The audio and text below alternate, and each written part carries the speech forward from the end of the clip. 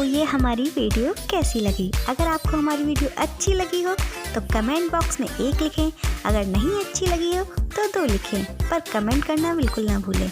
और सबसे इम्पोर्टेंट बात यह है कि आप हमारे चैनल JojasCraft Jewellery को सब्सक्राइब करना बिल्कुल ना भूलें और उसके पास में लगे बेल आइकन को हिट भी करें, जिससे आपको हमारी नई नई वीडियोस मिलती रहेंगी।